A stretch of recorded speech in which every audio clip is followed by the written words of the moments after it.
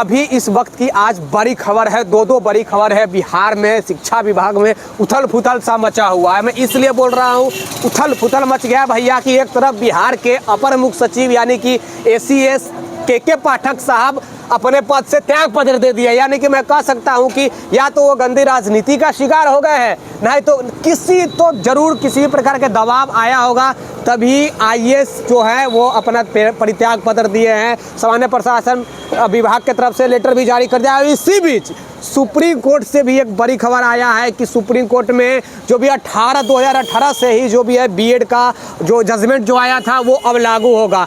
इसके बारे में हमारे साथ सत्यम जी हैं, अभी तुरंत सुप्रीम कोर्ट से ये जुड़े हुए थे, तो हम इनसे बातें करने का प्रयास करेंगे। अब ये बहाली जो है TRE-1, ये बोलना नहीं चाहिए, देखिए मैं निगेटिव नहीं बोल रहा हूँ, मैं जब भी NIOS के बारे में या B.Ed के बारे में बोला हूँ वही कुछ देखने को मिला है, चाहे NIOS हो या फिर B.Ed हो। और आज फिर से बोल रहा हूँ कि बिहार के TRE-1 जो है वो भी अब कन्फ्यूजन में कह सकता हूँ या फिर शक के घेरा में जा रहा है। मैं इसलिए बात बोल रहा हूँ क्योंकि सुप्रीम कोर्ट से जो जजमेंट आया है B.Ed का 2018 से लागू होगा, यानी कि 2018 के बाद अगर जो B.Ed बेस पे कहीं भी नौकरी कर रहे हैं पूरे भारत में, चाहे बिहार हो, उत्तर प्रदेश हो, झारखंड हो, चाहे भारत के किसी भी राज्य हो, हर राज्य पे ये लागू होगा। अगर 2018 कौन सा डेट है सर? 28 जून 2018। 28 जून 2018 अभी सुप्रीम कोर्ट से ये भी जजमेंट आया है। एक वहाँ सुनवाई होने वाला था जिसमें क्लियर नहीं था कि ये कब से लागू हो रहा है। जो B.Ed का मैटर है,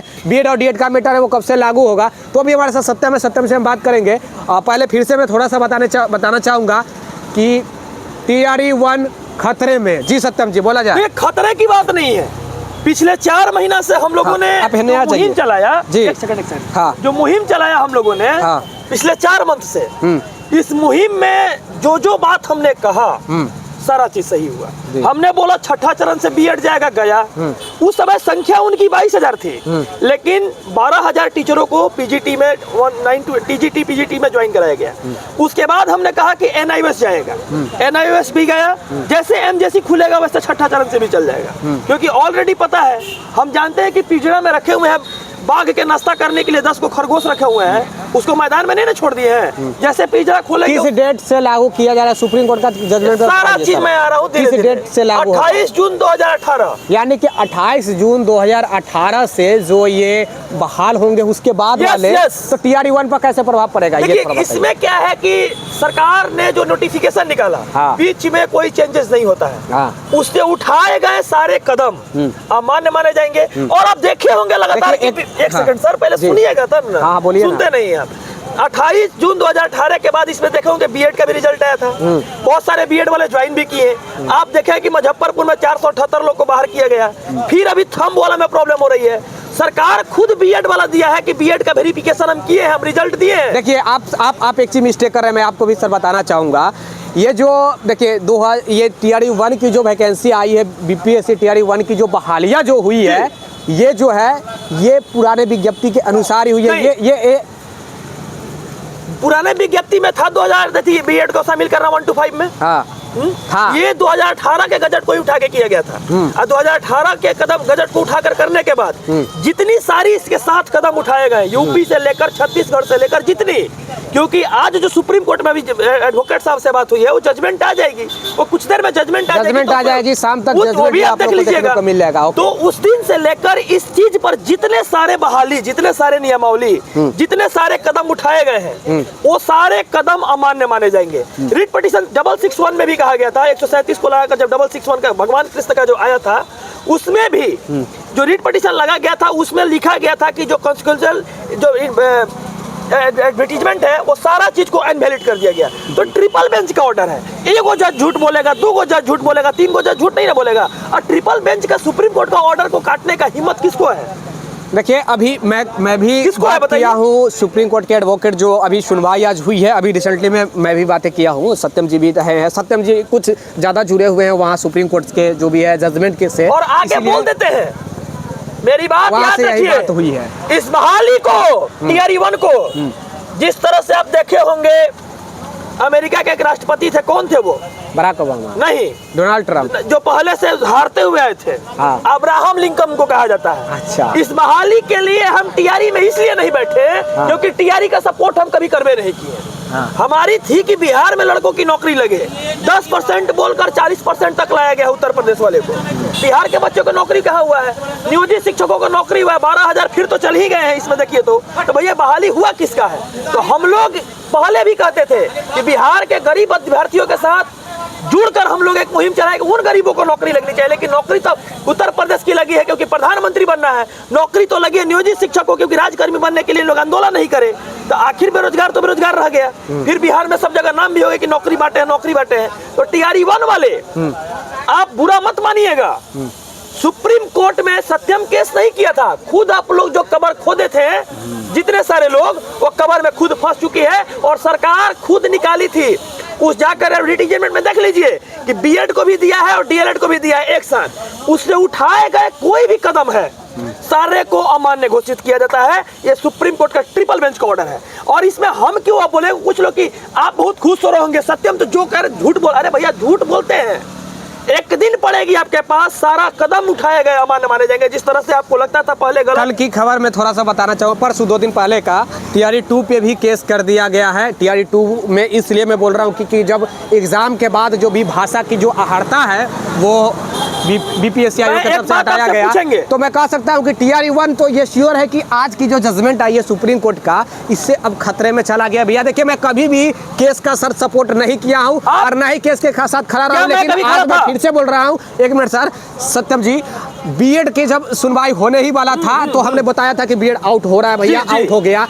एनआईओ को लेकर जब होने वाला था तो हमने बताया था, तो क्या बोल रहे हैं? हाँ, तो लोग कह रहे थे कि बीकेसी आप कैसे बोल रहे हैं कि एनआईओ आउट हो जाएगा। एनआईओ को क्या बोल रहे हैं? जिस प्रकार का आज की सिचुएशन है, सुप्रीम कोर्ट से जो आया है, जो निकल कर, उससे ये है, नहीं सत्यम भी नहीं थे, ये कोई और दूसरे लोगों का जजमेंट आया है। ये वही लोग गए थे, बीएड वाले ही गए थे कि अब हमें ये कंफर्म बताया जाए कि हम कब से योग्य है, कब से नहीं योग्य है। अब लीजिए कह दिया गया भैया कि आप 2018 से ही योग्य नहीं है। मतलब ये खुद अपने पैर में कुल्हाड़ी लोग मारते जा रहा है। ये केस ना सत्यम हम लोगों ने केस किया 2019 से लेकर 2023 तक, कोई केस का सपोर्ट हमने खुद नहीं किया, आंदोलन किया। और अभी भी मैं गर्दनीबाग के धरती पर खड़ा हूँ साथ में। जी। मैं पूछता हूँ कि अभी भी जो केस किए थे उसी केस के माध्यम से टीआरई बन जाएगा। हम लोगों ने हम नहीं बोल रहे हैं, ये सत्यम की आवाज नहीं है, जो कागज की आवाज है जी। सुप्रीम कोर्ट का ट्रिपल बेंच की ऑर्डर की आवाज, जो आवाज निकल रही है वो ट्रिपल बेंच की आवाज, ऑर्डर की आवाज निकल रही है। इसलिए जो भी विद्यार्थी देख रहे हैं, आप लोग आश्वस्त हो जाइए, तैयारी में लग जाइए। कौन पब्लिकेशन बोलना है और कौन पब्लिकेशन से तैयारी करना है, तैयारी में लग जाइए। हम आपको पहले बोलते हैं और खुद को बोल दिया, अभी सारे भाइयों को बोलते हैं कि हम भी इस बहाली के पीछे उस तरह से पड़े हैं जिस तरह से 85 साल में, 75-80 साल में जाकर मिला था अब्राहम लिंकन को, अमेरिका के राष्ट्रपति बने थे। इस बहाली में सेम वही लूप होल है, एक जगह फंसेगा, 2 जगह फंसेगा, 3 जगह फंसेगा। क्यों नहीं फंसेगा भाई? गलत चीज हुआ है बिहार के बच्चों के साथ। चलिए भैया, यही सब कुछ मैं आपको जानकारी जी सत्यम जी थोड़ा सा मैं बता देता हूँ आपको। हाँ। सारा चीज सुन लीजिए। आपने ही केस किया, आपने ही उस केस का जो एडवर्टीजमेंट है निकाला और उस एडवर्टीजमेंट में आपने गया पैरवी करने, बीएड की तरफ से पैरवी करते करते डीएलएड के तरफ, बिहार सरकार को मैं बोल रहा हूँ, डीएलएड की तरफ से मिल गए और डीएलएड की तरफ से मिलने के बाद जो एडवर्टीजमेंट थी उसी समय 661 में इसको इनवैलिड कर दिया गया था। इसको स्क्रीन पर लगा दीजिएगा थोड़ा सा हिंदी करके। जी हम बता रहे हैं, लगा दीजिएगा। चलिए, तो 661 में इसको इनवैलिड किया गया और आज जो है 2018 से लागू हुआ। तो जो इसके लिए जो जजमेंट आया था बीएड वाले और डीएलएड वाले, आखिर 2018 के बाद एक गजट पे आया था। तो जब ये चीज अमान हो गया तो फिर बहाली किस बात की है? यही मुद्दा मैं कहना चाह रहा था कि यही सबसे बड़ा बेस है कि जिस बेस पे बहाली हुई थी वो बेस को ही सुप्रीम कोर्ट आज फिर से ध्वस्त कर दी है। 2018 कहा जा रहा था कि 2018 के बाद बीएड वाले जितने भी हैं वो योग्य नहीं है, तो लोगों ने कंफर्म कराने के लिए चला गया कि कितने कब से योग्य है, कब से नहीं योग्य है। लेकिन आज सुप्रीम कोर्ट कंफर्म, हमारे पास प्रूफ है कि बीएड का रिजल्ट आया है। वो तो है, आया है सब, आया है, प्रूफ है। और मैं सुप्रीम कोर्ट 661 में दूंगा। अगर गया है इस पे और कोई प्रियंका जी का केस गया है सुप्रीम कोर्ट में, उसमें 661 का जो ऑर्डर था उसमें मैं दूंगा। और मेरे पास 50 ऐसा बच्चा है जिसका रिजल्ट बीएड का आया है और आपके सामने मैं कहूँ, कहिएगा मेरे भी नॉलेज में है सर, नॉलेज में है ना। हर जिला में कम से कम 40-50 को रिजल्ट आया है। हम इसका लिस्ट तैयार कर रहे हैं। अभी है भी क्या स्कूल में भी चला गया है। अगर आपके पास लिस्ट है तो शुरू में मेरा नंबर अगर आपको देख रहा होगा मेरे चैनल पे, तो उसको आप लोग उस पर व्हाट्सअप कीजिए कि बीएड के रिजल्ट कहाँ से आया है। आप लोग भी व्हाट्सअप कीजिए, जानकारी जुटाइए कि सरकार को दिखाया जाए, रिजल्ट तो दिया है सरकार, तो फिर इनवैलिड कैसे नहीं होगा।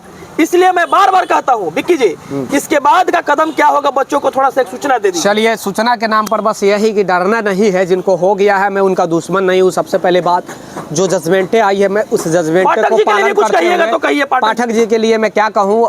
कुछ लोग नाखुश हैं कि पाठक जी क्यों हट गए, बहुत अच्छा काम कर रहे थे, एक ईमानदार IAS थे, तो कुछ लोग कह रहे हैं कि अच्छा हुआ कि हट गया। मतलब मैं इसके ऊपर टिप्पणी नहीं कर रहा। हम बोल देते हैं पाठक जी के बारे में एक लाइन। पाठक जी जैसा व्यक्ति देश की आजादी के बाद हम नहीं देखे थे। पाठक जी आपको दिल से सैल्यूट है, आपके जैसा ऑफिसर आज तक नहीं मिला। और बिहार सरकार में, शिक्षा विभाग में सुधार, शिक्षा विभाग में नहीं, हम तहे दिल से कहते हैं, जब से वो निकले हैं हमको आंसू आ रहा है अंदर से।